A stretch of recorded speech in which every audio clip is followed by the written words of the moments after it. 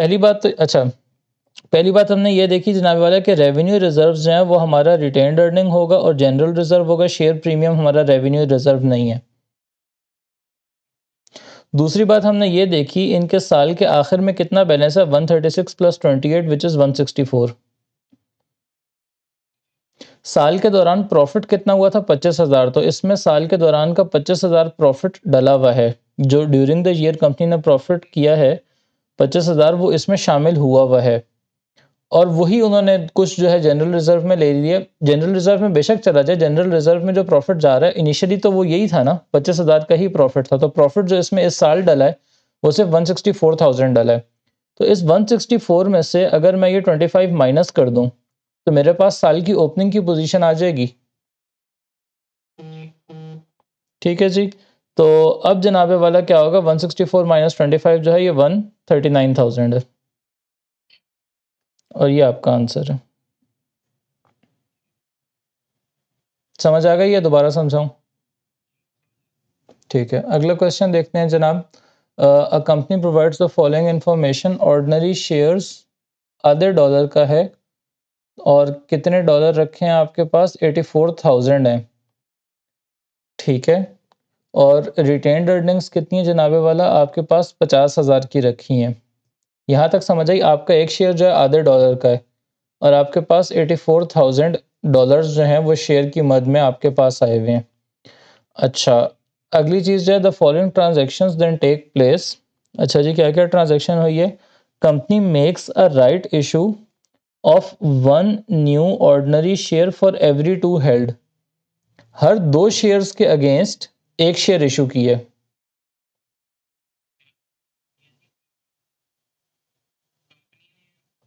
Company ने लोगों से कहा कि आप लोगों के पास शेयर रखे हैं, ठीक है, हम जो है मज़ीद लोगों को शेयर होल्डर कंपनी का बनाना चाहते हैं। इसको राइट्स इशू कहते हैं कि जब आप ऑलरेडी एक रनिंग बिजनेस हैं, आपका एक शेयर कैपिटल है, आप मज़ीद शेयर्स जो हैं वो इशू करना चाहते हैं। ठीक है, जब आप मज़ीद नए शेयर्स इशू करेंगे तो पहली बात तो ये होगी कि जो आपके एग्जिस्टिंग शेयर होल्डर्स होंगे उनको आप कहेंगे कि मिसाल के तौर पे एक कंपनी है, 3 लोगों ने बनाई है, मैंने, आपने और आपके अब्बू ने, ठीक है, हम तीनों के पास 33.33% होंगे। अब मैं जो हूँ, मैं कहूँ जी कि नए शेयर्स इशू कर देते हैं। नए शेयर्स इशू कर देंगे तो उससे नए शेयर होल्डर आ जाएंगे। नए शेयर होल्डर आ जाएंगे तो उससे हमारी शेयर होल्डिंग की परसेंटेज कम हो जाएगी। पहले तो सिर्फ हम 3 के पास थे बराबर। तो राइट इशू का हमेशा रूल ये होता है कि जब भी आप नए शेयर इशू कर रहे होते हैं तो पहले जो लोग कंपनी में एग्जिस्टिंग होते हैं उनको उनकी शेयर होल्डिंग के पैटर्न में ही शेयर्स ऑफर करते हैं। हम कहते हैं कि मिसाल के तौर पे अगर 99 नए शेयर इशू करेंगे ना, तो सबसे पहले मरजान से पूछेंगे कि हम 99 नए शेयर्स इशू करने जा रहे हैं, आपकी क्योंकि ऑलरेडी 1/3 होल्डिंग है कंपनी में, तो इनमें से 1/3 यानी 33 शेयर्स जो हैं वो हम आपको कहते हैं कि आप ये खरीद लें। क्योंकि अगर आपने नहीं खरीदे, ये बाहर किसी ने खरीद लिए, तो हाँ, आपकी शेयर होल्डिंग की परसेंटेज बराबर है, बिल्कुल। हाँ जी, परसेंटेज आपकी कम ना हो, ठीक है। लेकिन अब एक बात गौर करें, इनकी जो ऑर्डिनरी शेयर और उसकी पार वैल्यू थी वो 0.5 थी और ये कितने का इशू कर रहे हैं, ये 1.3 का कर रहे हैं।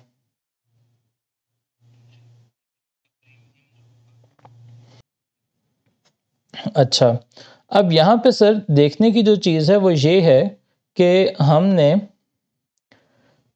पहले राइट इशू किए। राइट इशू हमने कितने किए, फॉर एवरी 2 हेल्ड 1। मिसाल के तौर पे पहले अगर मेरे पास 200 थे तो अब मैंने 100 जितने भी पहले शेयर्स थे टोटल उनके आधे अब इशू कर दिए हैं। ठीक है, तो इससे कैलकुलेट पहले ये करते हैं। ये बात आपको समझ आई है कि one new ordinary share for every 2 held. इसका मतलब ये है कि अगर बिजनेस के पास 50 शेयर पहले थे तो उन्होंने 25 और शेयर कर दिए हैं, हर 2 के अगेंस्ट एक। अगर बिजनेस के पास पहले 100 शेयर रखे थे तो अब उसके अगेंस्ट 50 इशू कर दिए हैं। अगर बिजनेस के पास पहले 300 शेयर रखे थे तो उसके अगेंस्ट 150 इशू किए हैं। अगेंस्ट का मतलब ये है कि 150 नए इशू कर दिए, ऐसे कर लें।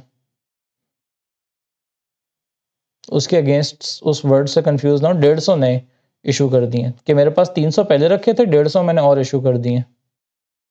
जितने पहले शेयर्स रखे थे उसके आधे और इशू कर दिए। अच्छा, तो जनाबे वाला इससे अब ज़रा लगाते हैं कि हमने कितने शेयर्स यहाँ पे इशू किए हैं। ये जो नंबर 1 बात कर रहे हैं इवेंट की, पहले हमारे पास थे 84,000, हर शेयर था आधे डॉलर का। तो अगर मैं नंबर ऑफ शेयर्स निकालना चाहूँ तो वो आपका आएगा 84 डिवाइडेड बाय 0.5, 84,000 डिवाइडेड बाय 0.5। तो ये 84,000 का डबल आ जाएगा। 84,000 का डबल कितना होगा? 168,000। तो पहले आपके पास 168,000 शेयर्स थे और अब उसका हाफ, हर 2 के अगेंस्ट आप 1 इशू कर रहे हैं, मतलब इसके हाफ इशू कर रहे हैं। तो वही 84,000 जो है वो आप नए शेयर्स इशू कर रहे हैं। ठीक है, अब ये जो 84,000 आपने नए शेयर्स इशू किए, इसके अगेंस्ट कुछ आपको शेयर कैपिटल मिलेगा और कुछ आपको शेयर प्रीमियम मिलेगा।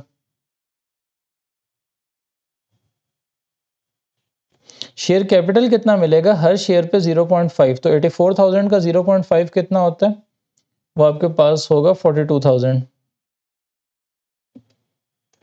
ठीक है, ये शेयर कैपिटल आ जाएगा आपके पास मजीद। शेयर प्रीमियम कितना आएगा? 84,000 का हाफ कर लें,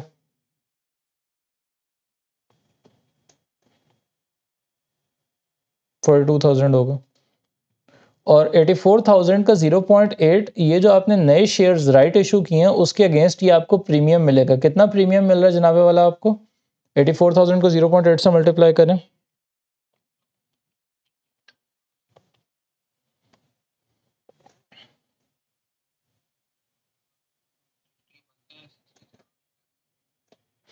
तो ये 67,200 का आपको शेयर प्रीमियम मिल जाएगा। ठीक है, इतनी बात क्लियर है यहाँ तक? ये आपकी ट्रांजैक्शन नंबर 1 हो गई। अब ट्रांजैक्शन नंबर 2 में क्या कह रहा है कि उसने बोनस शेयर्स इशू किए हैं। कितने? 2 नए शेयर इशू किए हैं फॉर एवरी 3 हेल्ड। ठीक है, तो अब ये कैलकुलेट कर लेते हैं कि हमारे पास शेयर्स थे कितने। इनिशियली 168 थे, 168 के ऊपर हमने 84 और इशू कर दिए। तो हमारे पास शेयर्स जो इस वक्त हैं ट्रांजैक्शन नंबर 1 के बाद वो 168 प्लस 84, ये जनाबे वाला हमारे पास 252,000 है। 252,000 शेयर्स में हमने क्या किया है, जिस किसी के पास 3 थे हर 3 के अगेंस्ट 2 इशू कर दिए। तो इसको 2/3 से मल्टीप्लाई कर दें। ठीक है,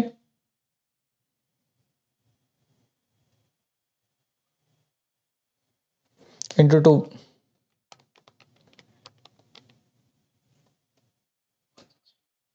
तो ये 168,000 शेयर्स जो हैं ये आपने और इशू कर दिए हैं। इतनी बात समझ आई है? अच्छा, अब 168,000 ये जो आप नए बोनस शेयर्स इशू कर रहे हैं, आपका एक शेयर कितने का? आधे डॉलर का है। तो इसका मतलब ये है कि ये जो 168,000 बोनस शेयर्स इशू कर रहे हैं इनकी कीमत आपकी बनेगी 84,000।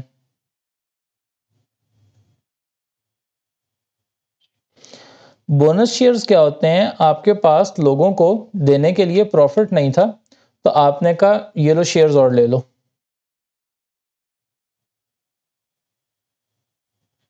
ठीक है, लेकिन ये जो नए शेयर्स आपने इशू किए हैं उसकी फंडिंग कहाँ से आएगी? उसके पैसे कहाँ से आएंगे?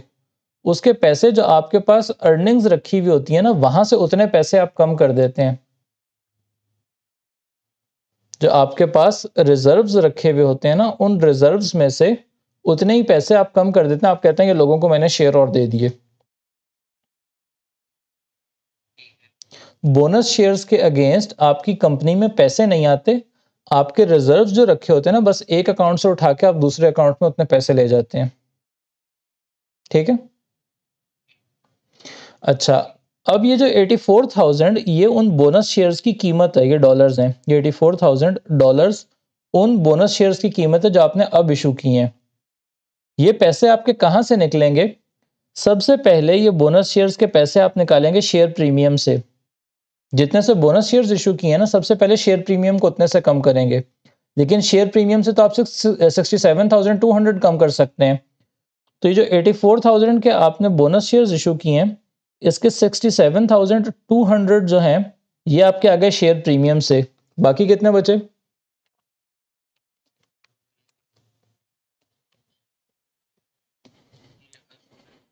16,800।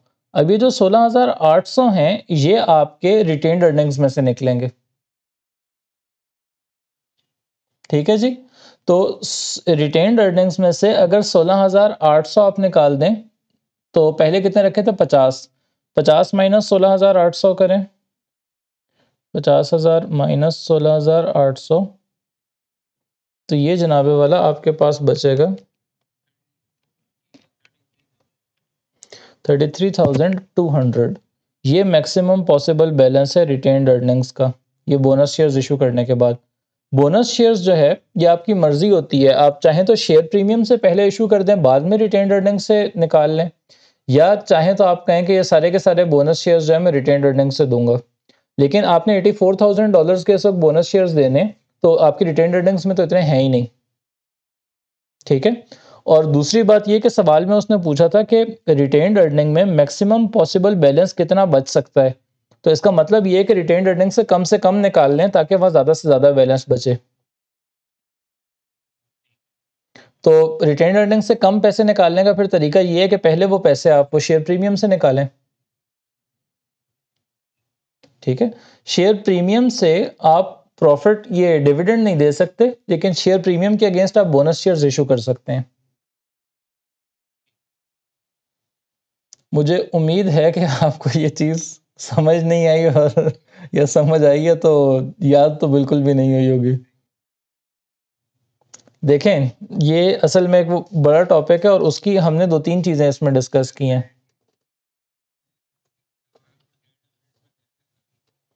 सर ये तो असल में हुआ ये है ना कि मैंने आपको पूरी एक्सप्लेनेशन दी है इसकी। अगर आपको ये सारा आपको पहले से पता था राइट इशू कितना है, तो मैं बैठ के ये सारी राइट इशू की कहानियाँ आपको नहीं समझाता। फ़ौरन से कैलकुलेशन हम करते। ठीक है? तो 1.5 मिनट में इसी तरह होगा कि ये चीज़ें समझेंगे, और चीज़ें समझेंगे और मैथ्स जो है वो तेज़ से तेज़ करेंगे। जितना मेंटली कर सकते हैं उतना मेंटली करेंगे, कैलकुलेटर पे कम मतलब कैलकुलेटर पे रिलायंस, अब ये भी एक वो ट्रिकी चीज़ है। मेंटल मैथ्स में आप कुछ का कुछ बना के आ जाएँ, हाथी घोड़े लिखे हैं अपने आंसर में, तो वो एक अलग मसला है। बहरहाल, इस सवाल में जो चीज़ें हमने डिस्कस की हैं, सबसे पहले हमने समझा है राइट इशू क्या होता है। राइट इशू ये होता है कि जनाबे वाला आपके बिज़नेस में एग्जिस्टिंग शेयर होल्डर्स हैं और अब आप मज़ीद शेयर्स इशू करना चाहते हैं, ये राइट इशू होता है। एक चीज़ हमने ये सीखी है। दूसरी चीज़ हमने ये सीखी है कि राइट इशू की क्वांटिटी कैसे कैलकुलेट करते हैं। उसमें लिखा हुआ है 1 new ordinary share for 2 held. इसका मतलब है जो एग्जिस्टिंग शेयर्स रखे हैं, जितने भी आपके एग्जिस्टिंग शेयर्स हैं, उनको 1 आउट ऑफ 2 से मल्टीप्लाई कर दें तो ये आपके न्यू शेयर्स आ जाएंगे। ठीक है जी। तो राइट शेयर्स की आपने क्वांटिटी कैलकुलेट करनी भी सीखी, और फिर क्वांटिटी कैलकुलेट करने के बाद आपने उनकी वैल्यूएशन भी सीखी कि राइट शेयर्स जो आप इशू कर रहे हैं उसमें से कितना आपका शेयर कैपिटल का अमाउंट होगा और कितना आपका शेयर प्रीमियम का अमाउंट होगा, ये चीज़ आपने सीखी है। ठीक है। अगली चीज़ आपने ये सीखी है जनाबे वाला इस सवाल में कि बोनस शेयर्स क्या होते हैं, और ये कि जब बोनस शेयर्स इशू हों तो कंपनी के पास पैसे नहीं आते। कंपनी बस एक अकाउंट से पैसे उठा के अपने रिजर्व्स में इक्विटी में, इसको कहते हैं inter equity transfer. With in equity आप एक जगह से उठा के दूसरी जगह पैसे ले जाते हैं। आप अपने प्रॉफिट से पैसे निकाल के प्रॉफिट से पैसे कम कर देते हैं और शेयर कैपिटल जो है उसके अमाउंट को बढ़ा देते हैं। ठीक है। ये जो यहाँ पे ये 84,000 के इन्होंने ये राइट शेयर्स इशू किए हैं, इसकी डबल एंट्री पता क्या हुई होगी? इनका शेयर कैपिटल क्रेडिट हुआ है 84,000 से, क्योंकि इतने नए शेयर्स इन्होंने इशू कर दिए हैं। शेयर कैपिटल इनका क्रेडिट हो जाएगा कितने से? 84,000 से। ठीक है। कितने पैसे शेयर प्रीमियम से निकले? शेयर प्रीमियम से निकले 67,200। तो इक्विटी से अगर पैसे कम हो तो उसको डेबिट करते हैं, तो शेयर प्रीमियम इनका डेबिट हो जाएगा 67,200 से। सही है सर। और इनकी रिटेन्ड अर्निंग्स डेबिट हो जाएंगी, रिटेन्ड अर्निंग्स डेबिट हो जाएंगी 16,800 से। इसकी ये डबल एंट्री होगी। तो हमें इस डबल एंट्री से नज़र आ रहा है कि बिजनेस के पास कैश वैश कुछ भी नहीं आया, बस एक अकाउंट से उठ के दूसरे अकाउंट में पैसे चले गए हैं।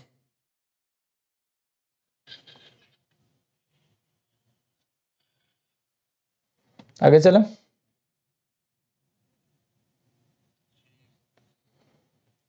जी कहते हुए भी दुख हो रहा है और जी ना कहते हुए भी दुख हो रहा है। अच्छा जी सर, इसी वजह से बस चीज़ों को वक्त देना चाहिए, ज़िंदगी का एक निचोड़ है, चीज़ों को वक्त दें। ओके जी। अच्छा, फाइनेंशियल डाटा दो बिजनेसेस का है हमारे पास। पहला बिजनेस जो है इसका ट्रेड रिसीवेबल टर्नओवर जो है डेज में 90 है, दूसरे बिजनेस का 40 है। पहले बिजनेस का ट्रेड पेएबल टर्नओवर डेज जो है 50 है।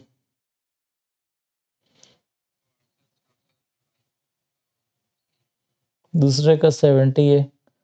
पहला बिजनेस जो है उसका एसिड टेस्ट रेशो बहुत ज़बरदस्त किस्म का है, दूसरे का भी ठीक है, लेकिन पहले का करंट रेशो इतना ज़्यादा नहीं है, दूसरे का ठीक है। Which statement about the comparison of the two business performances is correct?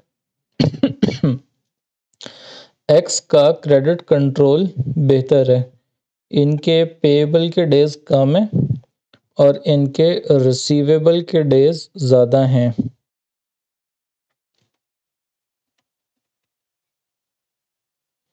ठीक है, इसका रिवर्स ट्रू है, क्योंकि ट्रेड रिसीवेबल टर्नओवर डेज जो हैं इनको 40 डेज।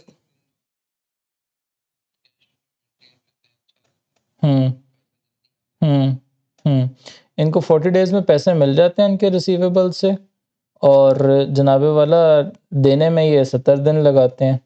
दूसरे वाला जो है गलत। क्या गलत है? वो तो एक जनरल आपकी मॉरल और एथिक्स की बात है ना, वो तो अगले माने क्यों है इस चीज़ पे। एक बात, अगर आप वो वाला ग्राउंड लेना, दोनों तरह से आप उस बात को वो देख सकते हैं। आप कहें कि मेरी मोरालिटी इस चीज़ की इजाज़त नहीं देती कि अगर मैं मुझे पैसे मिल जल्दी रहे हैं तो फिर मैं आगे वालों को भी जल्दी दे दूँ। ये जो बिज़नेस वाले करते हैं, ये क्या करते हैं, ये इस चीज़ के पीछे क्यों भाग रहे होते हैं, ये जो इनके दरमियान में टाइम है ना कि इनको 40 डेज़ में मिल गए और 70 डेज़ में उन्होंने पे करना है, तो ये 30 डेज़ का जिनको गैप मिल गया, ये 1 महीने के लिए किसी बैंक में रख के इस पे सूद कमा लेंगे, और कुछ नहीं तो। ठीक है? वैसे तो बिज़नेस में इन्वेस्ट कर देंगे, वैसे तो बिज़नेस में इन्वेस्ट कर देंगे, लेकिन बिज़नेस में इन्वेस्ट ना भी करें, बिल्कुल रिस्क फ्री आप चलना चाहते हैं, वो महीने के लिए आप बैंक में रख दें, महीने का सूद कमा के अगले को उसको पैसे दे दें, वो सूद आप, तो वो अगेन डिपेंड करता है बिज़नेस जो है वो किस तरह देखते हैं। आप 30 डेज़ की इन्वेंट्री लेके आप उसमें ये काम भी कर सकते हैं, 30 डेज़ की इन्वेंट्री लें, वो इन्वेंट्री एक दफ़ा और किसी को कैश पे बेच दें, इन्वेंट्री का प्रॉफ़िट आपका, बाकी आप वो पैसे वापस कर दें। आप ये भी कर सकते हैं। ठीक है? वो तो आपके ऊपर आप क्या करते हैं इस पैसे से। अच्छा, अब अगला बिज़नेस आ गया जनाबे वाला, प्रॉफ़िट फॉर द ईयर आ गया, प्रॉफ़िट बिफोर इंटरेस्ट आ गया, रिटर्न ऑन कैपिटल एम्प्लॉयड हमने कैलकुलेट करना है। तो रिटर्न ऑन कैपिटल एम्प्लॉयड के लिए सर हम प्रॉफ़िट बिफोर इंटरेस्ट लेते हैं। ठीक है? और कैपिटल एम्प्लॉयड हमारा क्या होगा? ये हमारे जो शेयर कैपिटल है ये भी शामिल होगा, जो रिटेन्ड अर्निंग्स हैं ये भी शामिल होंगी, इक्विटी और डिबेंचर्स नॉन करंट लायबिलिटीज़ ये भी शामिल होंगी। फार्मूला आपका क्या होता है? Profit before interest and tax over capital employed which is equity plus non current liabilities. तो ये आपका बन जाएगा 125,378 डिवाइडेड बाय 200,000 प्लस 191.982 प्लस 150,000।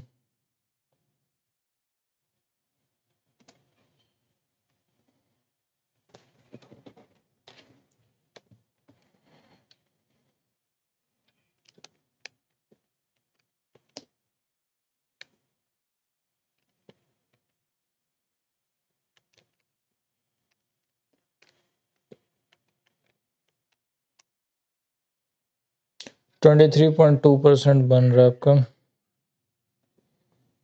23.15 या 23.2%।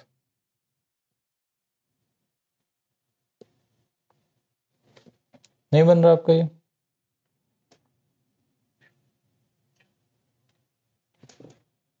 सॉरी, क्या कह रहे हैं? आवाज कट रही है।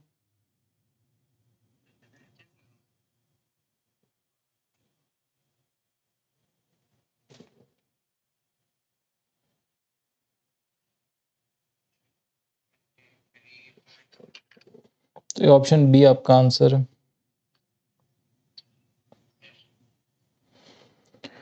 अच्छा जी, आगे ये क्या है? कंपनी की इनकम स्टेटमेंट है, operating expenses to revenue ratio. अब इसमें से ऑपरेटिंग एक्सपेंसेस आपके कौन कौन से हैं जनाबे वाला? ऑपरेटिंग एक्सपेंसेस हैं आपके एडमिनिस्ट्रेशन एक्सपेंसेस और डिस्ट्रीब्यूशन कॉस्ट, ये आपके ऑपरेटिंग एक्सपेंसेस हैं। तो ये operating expenses to revenue ratio क्या बनेगा? 54 + 47 डिवाइडेड बाय 460।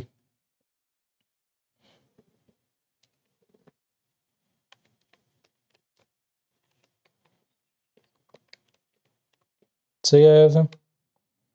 21.95%। ठीक है, अगला सवाल देखें। ठीक है, टू मेक अ सिंग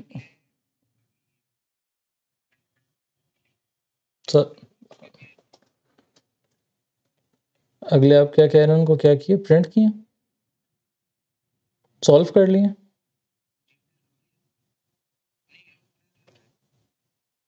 अच्छा, प्रिंट करवा लिया तो बस दीवारों पे चिपका लें।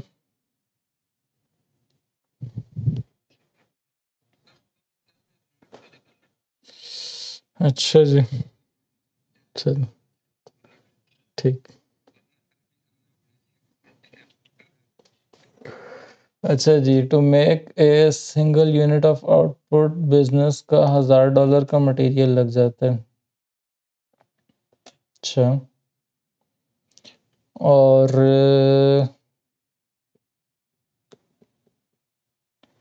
ठीक है, ये तो आसान सा है, वेरिएबल कॉस्ट है। ओ भाई, खुदा का खौफ कर, फिक्स्ड कॉस्ट नहीं है। जितना आउटपुट आप बढ़ा रहे हैं आपकी टोटल कॉस्ट बढ़ती जा रही है। ओ भाई, डी ए वेरिएबल कॉस्ट है। मटेरियल आपकी वेरिएबल कॉस्ट होती है ना। कम कम आउटपुट बनाओगे कम कॉस्ट आएगी, ज़्यादा आउटपुट बनाओगे ज़्यादा कॉस्ट आएगी। तो सीधी सी बात है। और यहाँ सेम उससे वो मल्टीप्लाई के नज़र आ रहे हैं, एक यूनिट की 1000 है।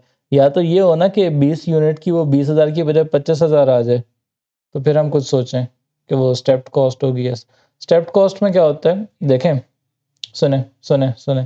फिक्स्ड कॉस्ट क्या होगी? फिक्स्ड कॉस्ट होती है कि आप बेशक कोई मटेरियल ना भी बनाएं तब भी आपकी कॉस्ट जो है वो 20,000 आ रही है। ठीक है, ये आपकी होती है फिक्स्ड कॉस्ट। स्टेप्ड कॉस्ट क्या होती है कि जनाबे वाला 100 यूनिट तक आपकी कॉस्ट 20,000 है। उसके बाद अगर आप मज़ीद यूनिट बनाते हैं तो आपकी कॉस्ट जो है वो 30,000 है। ठीक है, ये आपकी 200 यूनिट्स तक है। फिर उससे आगे आप मज़ीद यूनिट्स बनाते हैं तो आपकी कॉस्ट जो है 35,000 है। ये स्टेप्ड कॉस्ट है, या 40,000 है।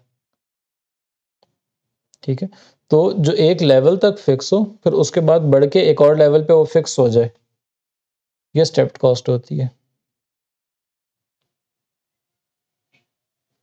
ये वाली जो आपकी कॉस्ट बन रही है जो यहाँ पे है, ये तो आपकी ये स्ट्रेट लाइन ऐसे ऊपर जा रही है, जितने यूनिट्स ज़्यादा बन रहे हैं उतनी कॉस्ट ज़्यादा आती जा रही है। ये वेरिएबल कॉस्ट है स्ट्रेट अवे। अच्छा, a business has the following total overheads of two different output levels। इसमें फिक्स्ड कितनी है? ठीक है, इसका तरीका मैंने आपको बताया था कि आपके यूनिट्स कितने से चेंज हो रहे हैं और कॉस्ट कितने से चेंज हो रही है। कॉस्ट आपकी चेंज हो रही है 16,000 से। पहले जब आप 20,000 बनाए थे तो 2 लाख कॉस्ट थी। फिर 30,000 बनाए तो 2,16,000। तो कॉस्ट आपके कितने से चेंज हुई? ओवरहेड्स कितने से चेंज हुए हैं? 16,000 से चेंज हुए हैं ना। और ये 16,000 जब चेंज हुए हैं तो कितना आपका आउटपुट इंक्रीज हुआ है? 10,000। तो इसका मतलब ये है जनाब वाला कि आपकी वेरिएबल कॉस्ट पर यूनिट जो है वो 1.6 है। ठीक है, तो कोई भी एक आउटपुट ले लें, लेट्स से 20,000 ले लेते हैं, तो 20,000 को 1.6 से मल्टीप्लाई करें, कितना आता है आपका?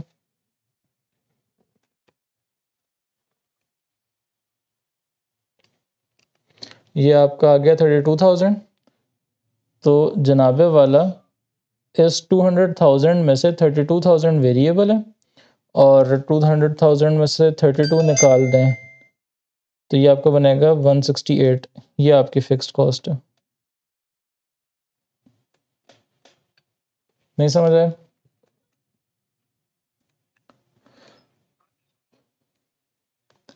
अच्छा जी, अगला पार्ट ये, तो इसमें ये देखें, ये वाली कॉस्ट जो है इनको कहते हैं सेमी वेरिएबल कॉस्ट, कि जो कॉस्ट है उसमें कुछ पोर्शन आपका वेरिएबल कॉस्ट का है, कुछ फिक्स्ड कॉस्ट का है।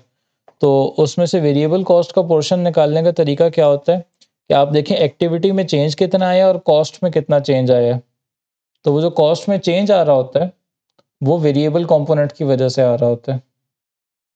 तो कॉस्ट का चेंज को एक्टिविटी के चेंज पे डिवाइड कर दें तो पर यूनिट वेरिएबल कॉस्ट आ जाती है आपकी, और फिर वो टोटल से मल्टीप्लाई कर दें आउटपुट से तो टोटल वेरिएबल कॉस्ट आ जाएगी। फिर टोटल कॉस्ट में से टोटल वेरिएबल कॉस्ट निकाल दें तो टोटल फिक्स्ड कॉस्ट बच जाएगी। ठीक है जी, retailer uses FIFO method inventory valuation.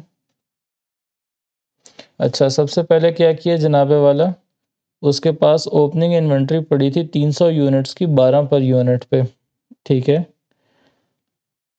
फिर इसने 1000 और ख़रीद लिए 12.5। फिर उसने 1200 बेचे। जब उसने 1200 बेचे हैं जनाबे वाला, तो पहले किस में से बेचे होंगे? पहले 300 वालों में से बेचे होंगे ना। ठीक है, तो 300 वालों की कॉस्ट क्या थी? 12। तो पहले उसने ये सारे बेचे 3600 के। ठीक है, और बाद में ये जो यहाँ पे थे ये 1000 यूनिट्स, इसमें से कितने बेचे होंगे? इसमें से 900 बेचे होंगे। 300 पर टोटल उसने 1200 बेचे हैं ना। तो 300 पहले ये वाले बेच दिए, ये ख़त्म हो गए। बाद में ये जो 1000 बचे हुए थे इसमें से भी उसने 900 बेच दिए। तो इसमें से कितने बचे? 100 बचे। और इनकी वैल्यू क्या है, रेट क्या है इनका? 12.5। तो 100 इंटू 12.5 कितना होता है?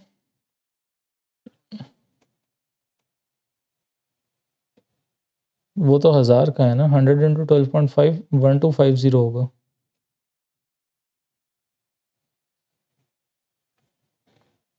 12,500 तो 1000 यूनिट्स की वैल्यू है ना, मैं 100 यूनिट्स की मांग रहा हूँ।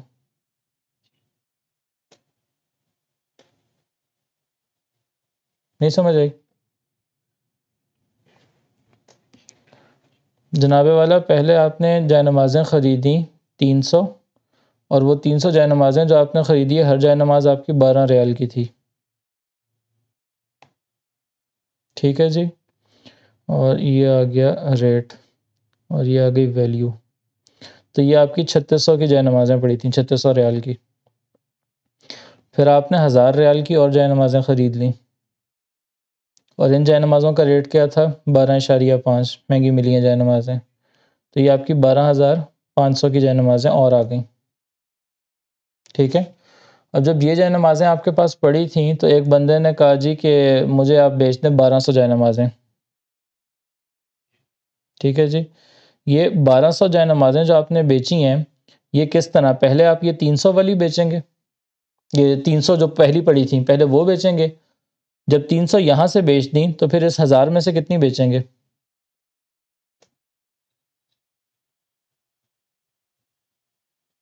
900। 1200 में से 300 पुराने स्टॉक में से दे दी तो नए स्टॉक में से कितनी दोगे? 1200 जाय नमाज़ें बेचनी है, 300 जाय नमाज़ें पुराने स्टॉक में से दे दी, नई में से कितनी दोगे? कितनी दोगे भाई?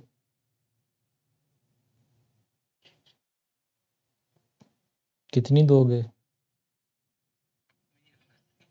नहीं, 900 देंगे। ठीक है, तो इसका मतलब ये है कि ये पुराना स्टॉक सारा ख़त्म हो गया। इसमें से भी 900 दी, तो इसका मतलब ये है कि इसमें से सिर्फ 100 बची हैं। ऐसा ही है, 100 बची हैं और इनका रेट 12.5 था। तो कितने पैसे की जाए नमाजें रखी हैं अभी आपके पास? 1250 रियाल की रखी हैं, ठीक है। फिर आपने 700 जाए नमाजें और ख़रीद ली। ये 700 जो नई ख़रीदी हैं, ये कितने की ख़रीदी हैं जनाबे वाला? ये आपने 13 की ख़रीदी हैं। 700 ज़रब 13 कितनी वैल्यू है? 9100। तो अब आपके पास जो इन्वेंट्री रखी है वो इस वैल्यू की रखी है। एक ये 1250 पुरानी वाली में से जो 100 बच गए हैं वो, और एक ये 9100। तो 9100 प्लस 1250 कितना होता है?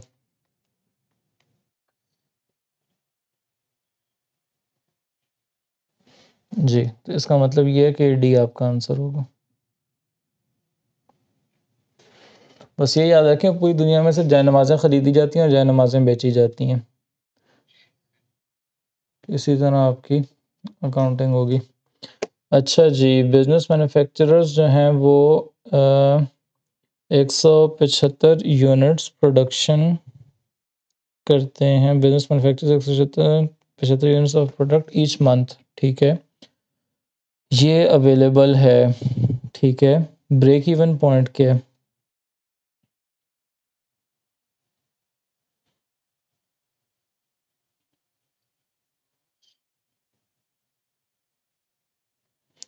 आप ये पर यूनिट आपको दिया हुआ है, पर यूनिट दिया हुआ है, तो इसका मतलब पहली बात तो ये है कि मेरा ब्रेक इवन पॉइंट का फॉर्मूला है contribution margin divided by fixed cost. Sorry, उल्टा बोल दिए, fixed cost over contribution margin, ठीक है।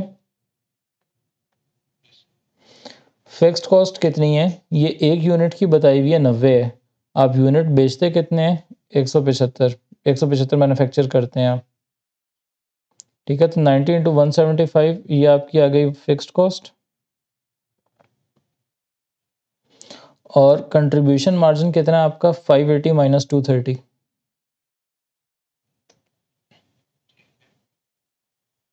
350।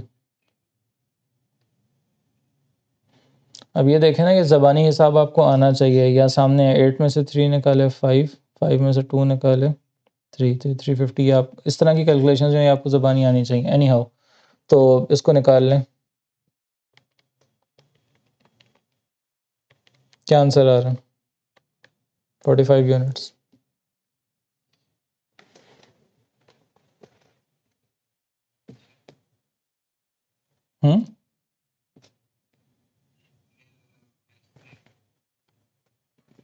अच्छा कर लें, मुझे बताएं अगर 45 यूनिट्स आ रहा है आंसर तो।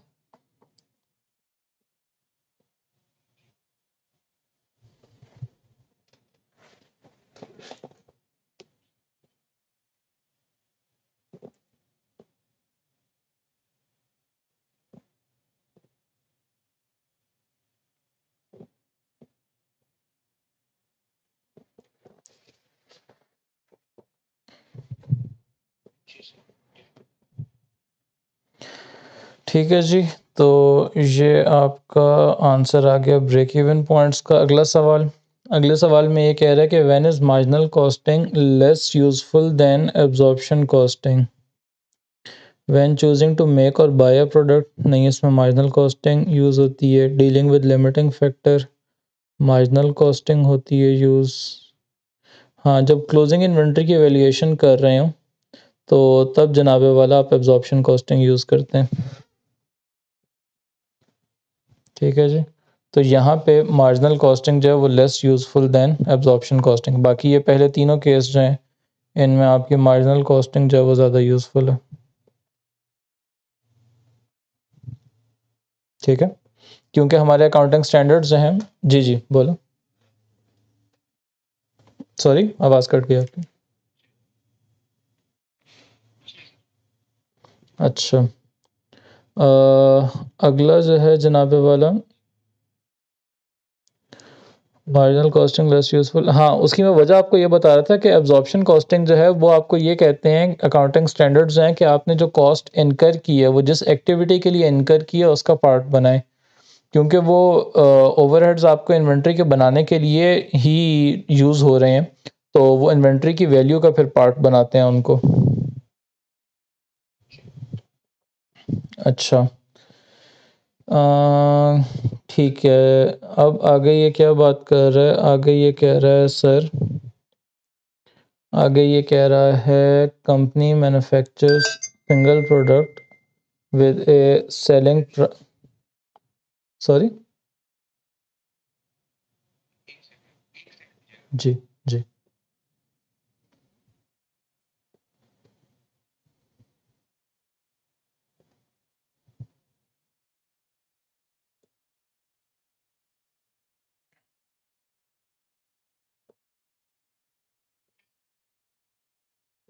ठीक है सर। यहाँ पे हमसे ये बात कर रहा है कि आपके ग्रॉस प्रॉफिट आपने एक प्रोडक्ट का कैलकुलेट करना है, तो ग्रॉस प्रॉफिट कैलकुलेट करना है एब्जॉर्प्शन कॉस्टिंग से।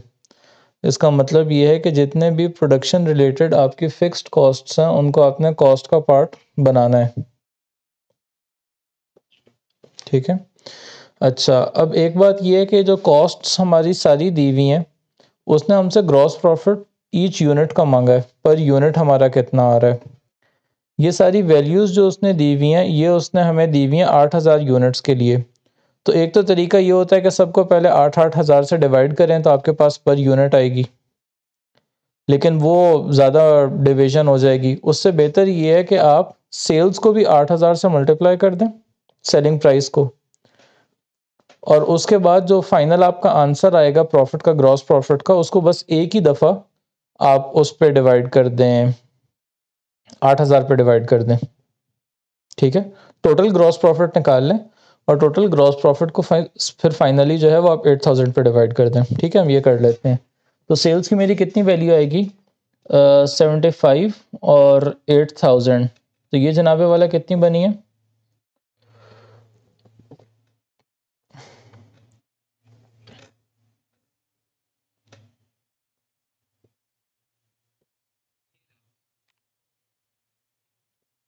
6 लाख बनी है,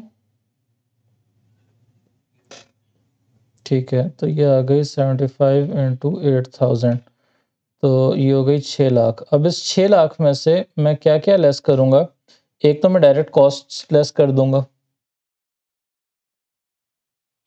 ठीक है। जो वेरिएबल मैन्युफैक्चरिंग ओवरहेड्स हैं उनको लेस कर दूंगा, ठीक है। और फिक्स्ड मैन्युफैक्चरिंग ओवरहेड्स हैं इनको भी लेस कर दूंगा क्योंकि एब्जॉर्प्शन कॉस्टिंग कर रहा हूँ, ठीक है। लेकिन ये जो दो हैं इनको मैं लेस नहीं करूंगा क्योंकि उसने नेट प्रॉफिट नहीं मांगा, ग्रॉस प्रॉफिट मांगा है। तो ग्रॉस प्रॉफिट के लिए हम सिर्फ मैन्युफैक्चरिंग कॉस्ट्स जो हैं उनको लेस कर रहे होते हैं।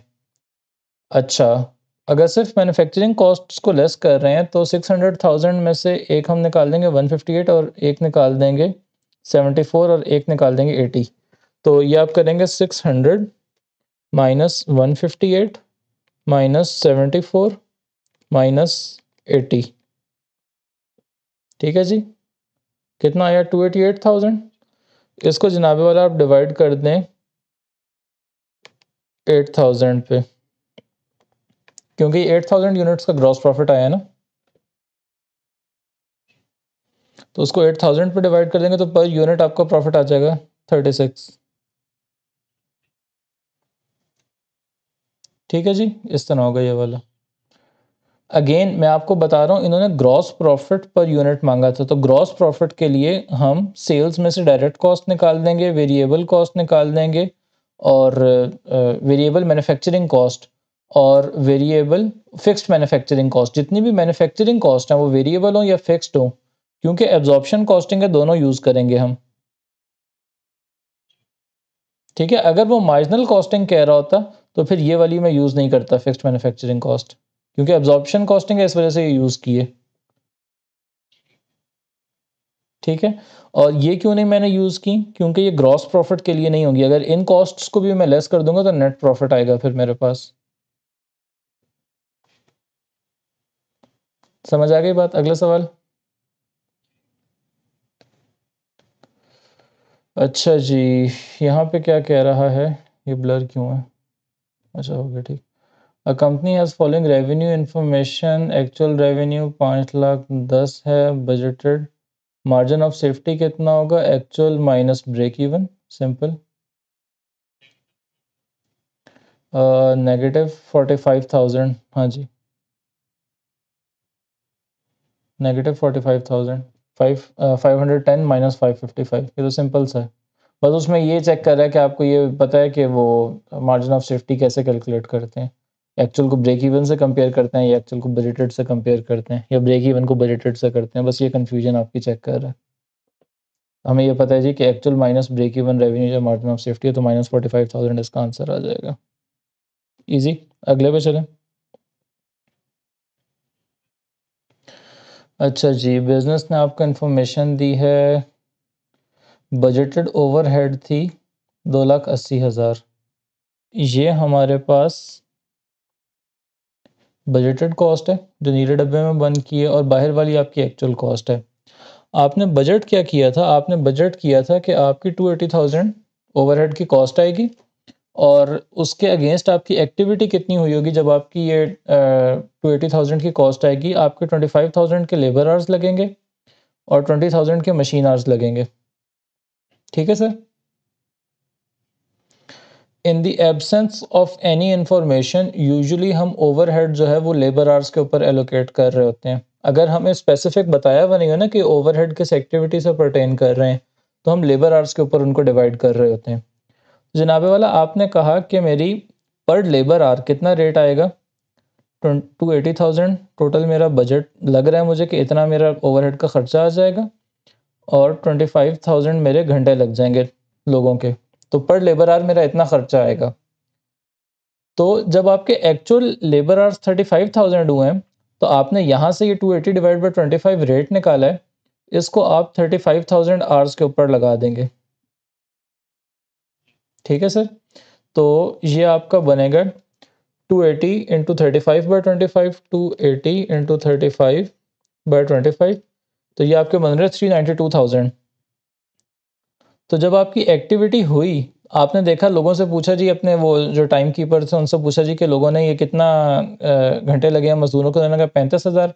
आपने कहा कि मेरा ये रेट था 280/25 का, 35,000 घंटों पे लगा, उसने कहा 392,000 बनते हैं। आपने कहा इतने से एक्सपेंस रिकॉर्ड कर दो ओवरहेड्स का। ठीक है। जब आपने एक्चुअल से कंपेयर किया, जब आपके पास एक्चुअल रिजल्ट आया बाद में, तो आपको पता चला जी एक्चुअल तो सिर्फ 336 हुए हैं, तो ये 392 माइनस 336 इतनी आपकी ओवर एब्जॉर्प्शन हुई हुई है। ठीक है जी। और ये कितनी बनती है, 56,000। तो ये आपके 56,000 से ओवर एब्जॉर्ब हुए हुए।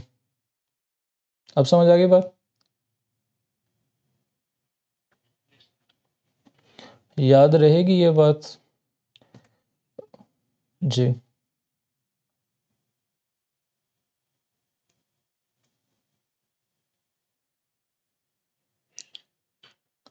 अच्छा जनाब वाला, अगला सवाल हमारे पास ये है कि वो पूछ रहा है कंट्रीब्यूशन टू सेल्स रेशो जो है आपके बिजनेस का 60% है। जो भी आप सेल्स करेंगे उसमें 60% कंट्रीब्यूशन है। तो वो कह रहा है कि पर यूनिट कंट्रीब्यूशन कितनी आएगी। तो उसके लिए पहले हम निकाल लेते हैं कि हमारा टोटल कंट्रीब्यूशन कितना है। टोटल कंट्रीब्यूशन कैसे निकलेगा, इस 60% को 240,000 से मल्टीप्लाई कर दें। अगर टोटल सेल्स आपकी 240,000 हुई है, तो वो कह रहा है कि कंट्रीब्यूशन का उसमें रेशो जो है 60% है। तो अगर मैं इसको 60% से मल्टीप्लाई कर दूंगा तो मेरे पास टोटल कंट्रीब्यूशन आ जाएगा। तो ये 240 का 60% मैं निकालूँ, 144,000 आता है। 1,44,000। अब ये 1,44,000 कितने यूनिट्स के ऊपर आया, कितने यूनिट सेल करके 40,000, तो इसको मैं 40,000 पे डिवाइड कर दूं, तो 144 डिवाइडेड बाय 40, ये आप गया 3.6 ये आपका आंसर। अच्छा जी, आखिरी देख लें। अब ये कह रहा है which statement identifies an advantage to a business of financial planning. Financial planning का क्या फ़ायदा है? Not all managers are aware of business financial planning, तो ये कोई फ़ायदा तो नहीं है। Specialist knowledge is required to prepare financial, ये भी कोई फ़ायदा नहीं है। The financial provide target managers to achieve, ये फ़ायदा है। Time and cost is required to prepare the financial plans, ये भी कोई फ़ायदा नहीं, तो सी आंसर है। ठीक है जी, तो मुबारक हो, एक और पे